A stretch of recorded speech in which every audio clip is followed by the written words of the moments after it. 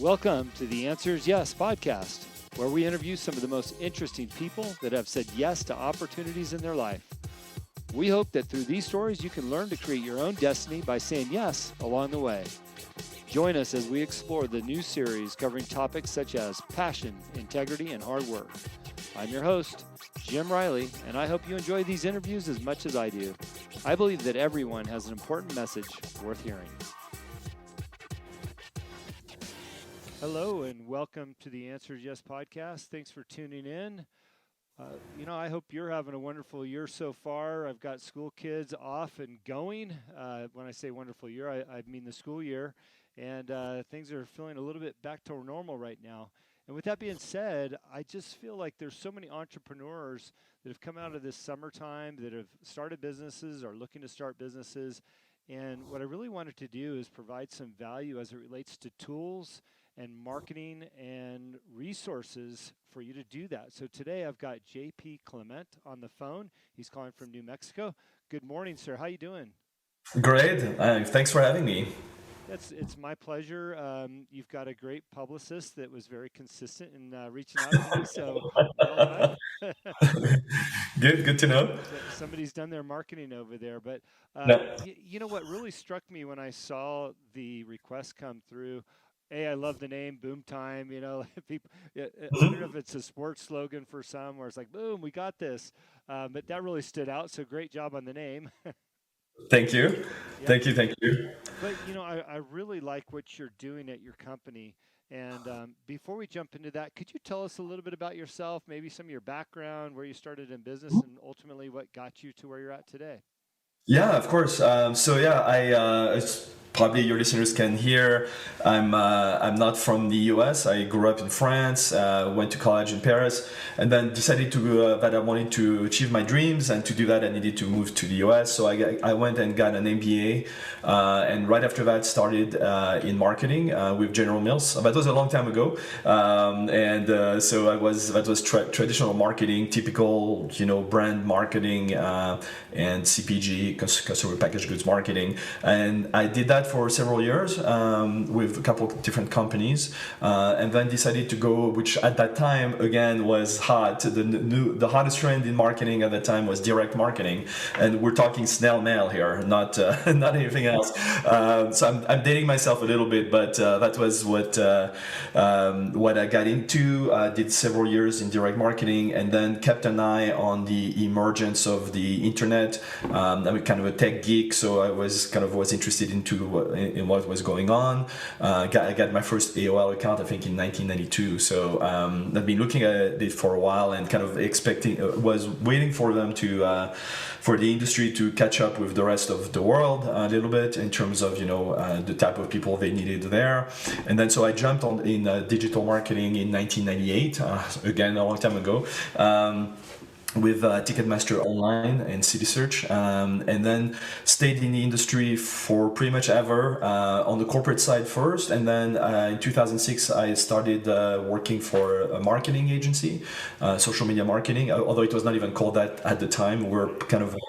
We were breaking new ground, and so did that for a while, and then started my own agency, and then a couple more. But throughout when I started working in digital marketing on the agency side, I was, as a business person, I was kind of a little bit taken aback by the fact that digital marketing businesses were not very scalable, right? So as an agency, you get twice more clients. You kind of need to get almost twice more people in your company to actually service those clients. And as a business person, it didn't make a lot of sense to me.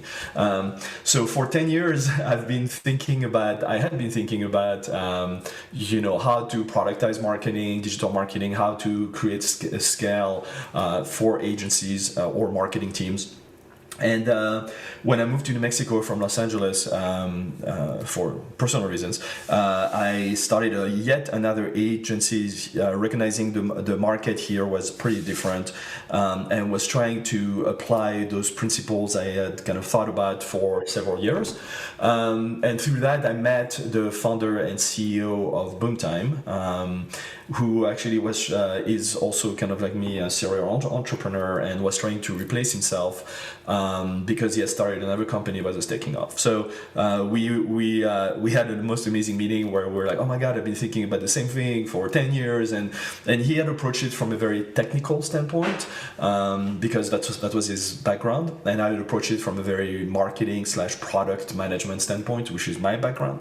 But we realized we were thinking along the same lines, and he had built Boomtime around a proprietary software called Fuse. Boomtime, bombs, fuses. I mean, you get it. And so, and so when it came time for him to replace himself, he thought about me. We did our due diligence, and here we go. About a year ago, well, slightly over a year ago, I joined Boomtime as CEO. And and at Boomtime, we do all kinds of digital marketing, but we have built that platform to automate a lot of the more menial and tasks that you do in marketing, and also to be more disciplined and more consistent, more replicable or repeatable in what we do in terms of digital marketing, so we can do better marketing more efficiently. And because most people don't realize that marketing is actually a very disciplined endeavor, and you have to do the right thing at the right time, and so on, in the right order, in the right sequence. So we built Fuse. We're still building Fuse. We're actually adding a lot more functionality to Fuse, and it enables us also to be so efficient that we can price ourselves at a level that's very affordable for medium and small-sized businesses. What I love about your story is that you came from an era when digital marketing wasn't really a thing. I do as well. Mhm. Yeah. Facebook didn't exist, nor did any of the other platforms. And Mhm. as we've watched that evolve, it's become more and more important in our business success. And I think that there's still a number of older entrepreneurs out there, probably our generation and above. I'm in my early 50s, that still don't understand the concept of digital marketing and how important it is. They're looking at print ads and TV and billboards.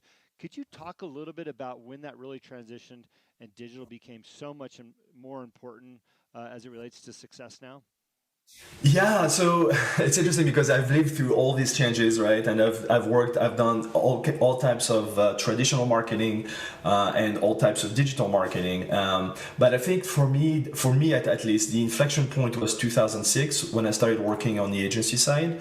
That's exactly when Facebook opened itself up away from just colleges and universities to actually the general public, and where Twitter just launched. I was one of the first 100,000 people to sign up on Twitter, and because again, I'm a tech geek, so I really like that. But I think that was the inflection point where we realized there was a lot more we could do on the digital space. And I spent a lot of my time at that agency that I work with, first doing marketing, but then looking at the analytics behind digital marketing and trying to prove the ROI of what we were doing, which was much easier to measure than traditional marketing.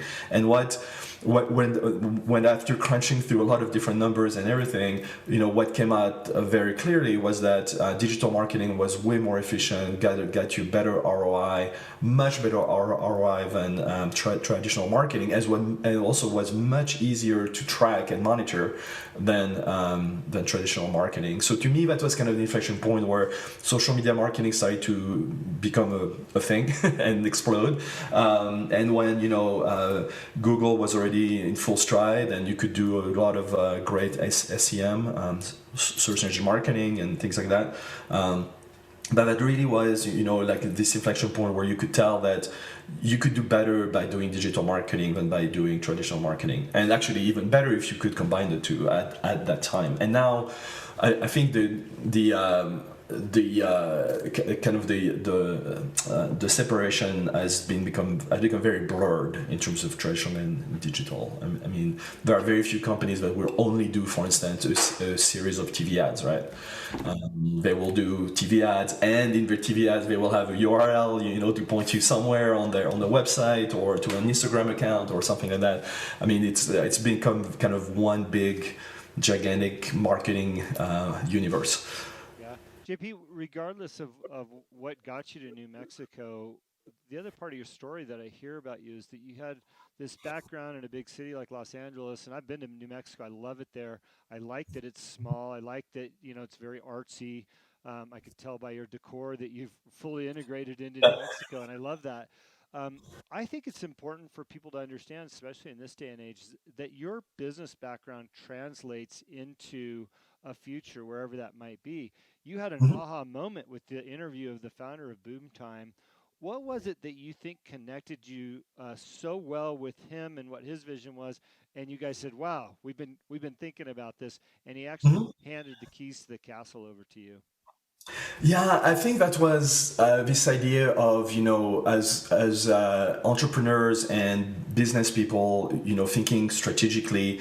It was really galling that you couldn't extract efficiencies and scalability out of digital marketing, and so we needed to find a way to do it. When I started thinking about it, 2009 to 2010, when I started my first agency of my own, the idea, I was the tools were not quite there, and in 2017 when I moved to New Mexico and realized the market was very different, I needed to do something a little bit different agency wise. The tools were almost all there, and you could really productize digital marketing. But again, he was looking at his name is Bill, so it's easier to. Bill was looking at it from a very technical standpoint, which is the background that I don't have. Like he was he started as a coder, right? So he's like, hey, we can build something, we can build an actual proprietary tool that will help us do better marketing in a more consistent way. So, but we had the same. It started from the same place. That's why we get along so well, and that place of, hey, how do you scale marketing, and how do you make it affordable?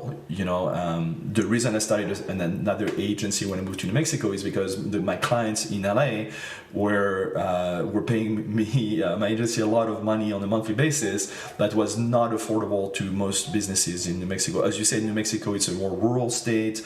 The biggest, it's a relatively poor state. There is not a lot of B2B companies, B2C companies, which was my background.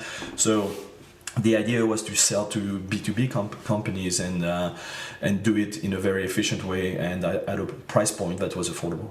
One word that you've used a few times is entrepreneurial, Mhm. and obviously you're working with a partner with Bill at a Yeah. company that he founded. You have an entrepreneurial background, but what I love is that it's been interchangeable throughout your career. It sounds like. And I think oftentimes people feel like they're stuck in a silo. If they're an entrepreneur, they always have to be an entrepreneur, or vice versa. And I think Mhm. what you've done is a fantastic job combining the two.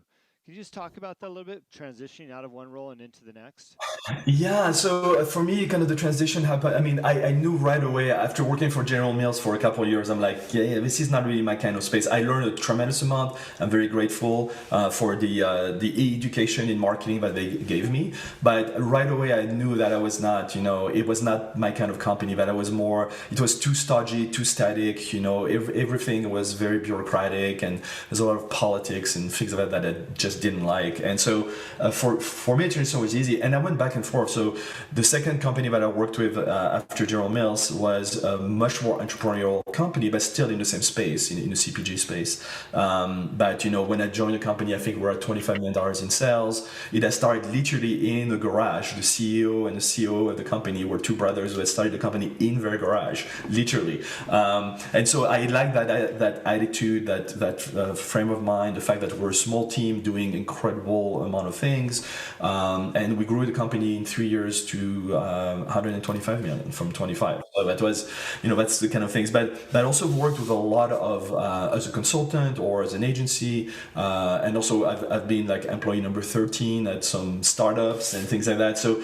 I have a lot of experience with startups, and for me, I could see by working with so many startups or inside startups, but not at really I was usually in senior management, but not really at the very top, and I could see that how the mistakes that were being made and all of that. So it really prepared me to be, and the transition for me was very smooth and easy because it was in my blood, in my psyche. And then I had kind of experienced a lot of the what not to do as a startup, as an entrepreneur, and so the transition was very smooth.